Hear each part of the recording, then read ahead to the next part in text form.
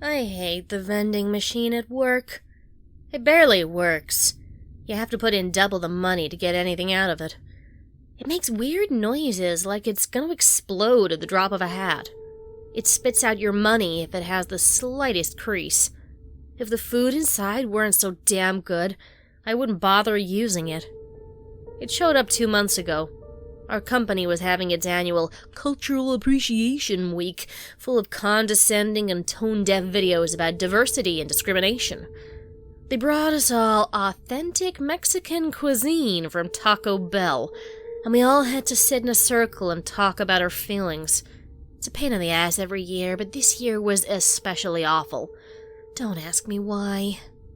It was during this week that the vending machine showed up, full of foreign candy and snacks with names that are unpronounceable and unreadable. At least for me. None of my other co-workers can figure out where all that shit's from either. We figured it was some diversity cultural whatever stunt, and holy fuck is that shit delicious.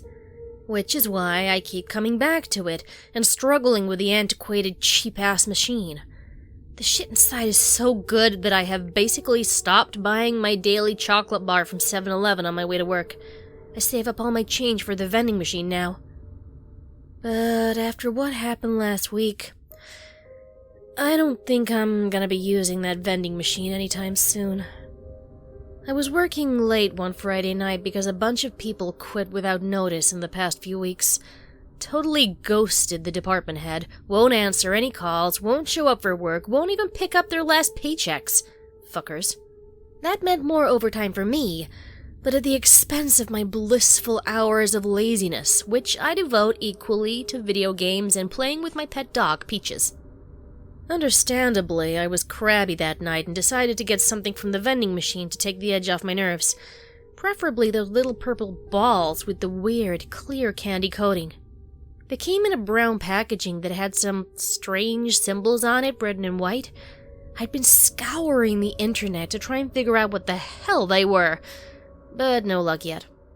Maybe I'd take a break for an hour, or 6, tonight and try to figure it out.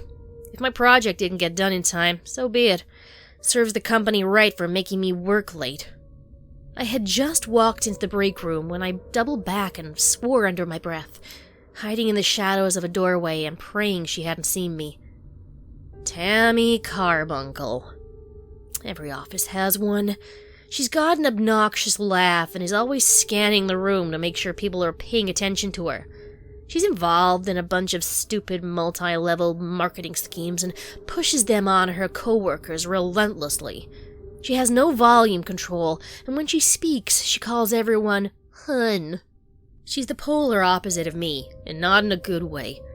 I can't stand her. If I could, I would feed her to a pack of wolves and live-stream it so I could share my joy with the rest of the world. For some reason, she has an enormous, inconvenient crush on me, and every time she sees me, she insists on showing me pictures of her 2 kids and complaining about how hard life is as a single mom. Gag. So I stood there inside the doorway like a serial killer, waiting for her to finish. She, too, had gone for the vending machine, and was grumbling to herself while trying to feed it a crumpled-up $1 bill. The machine, of course, wasn't having it, and she finally let out an exasperated sigh, accompanied by a stomp of her fake designer boots. "Work, you stupid fucking thing!" she hissed. Then she raised her hand and slapped the glass window of the machine with her open palm. She didn't hit it with enough force to do anything, so I was surprised when the machine let out a strange, screeching groan, as though metal was being ripped apart. From my vantage point, I could see Tammy's eyes go wide. "What the?" Those were her last words. The machine fell. Well, no, actually, that's the wrong way to put it. It didn't fall so much as it threw itself on top of her. It snapped down on her like a mousetrap, crushing her underneath it, hitting the ground with so much force I was sure the glass would shatter. But it didn't. I didn't hear the sound of glass breaking. but I did hear the sound of bones crunching and flesh squishing. A dark red puddle started to leak from underneath the vending machine. Then the sound of grating metal rose in the air once again, sounding like a battle cry, and the machine pulled itself back upright. The trap was reset. Tammy's mangled body lay on the floor, bursting with blood and brain matter. She looked like she'd been thrown inside some sort of meat grinder. If it weren't for a stray finger still adorned with hot pink nail polish sticking out of the muck and gunk of her flesh, I wouldn't even know it was her. I gotta say it was an improvement. That's not to say I wasn't horrified. My hand was clamped over my mouth, and I was trying desperately hard not to vomit all over myself. I was too terrified to move, afraid that the machine might see me and start coming after me somehow. As I stood, hesitating, a strange, sucking, slurping noise came from the break room. Slowly, the blood and bits of Tammy were sucked underneath the vending machine. Her body, too, was sucked toward it.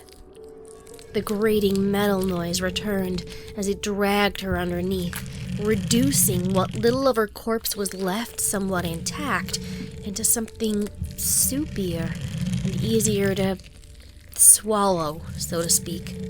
The sucking continued until even the tiniest drop of blood was gone.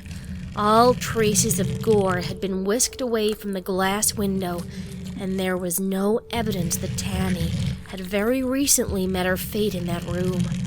Aside from the smell of blood that was so thick in the air, I could almost taste it. By morning, that smell would be gone, and people would start to wonder why Tammy wasn't coming into work.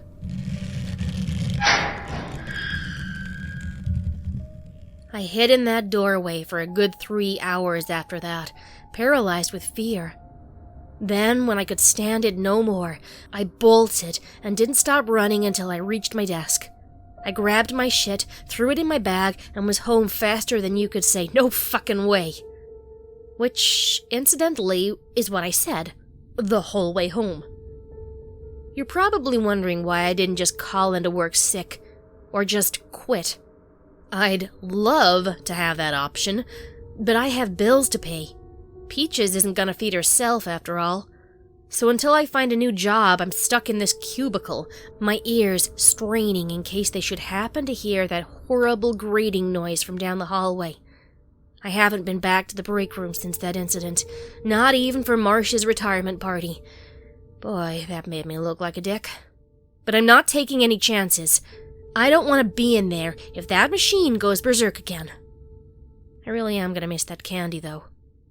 I've been craving it ever since that night. Maybe just one more visit wouldn't hurt. Maybe if I'm really careful. I guess I'll find out.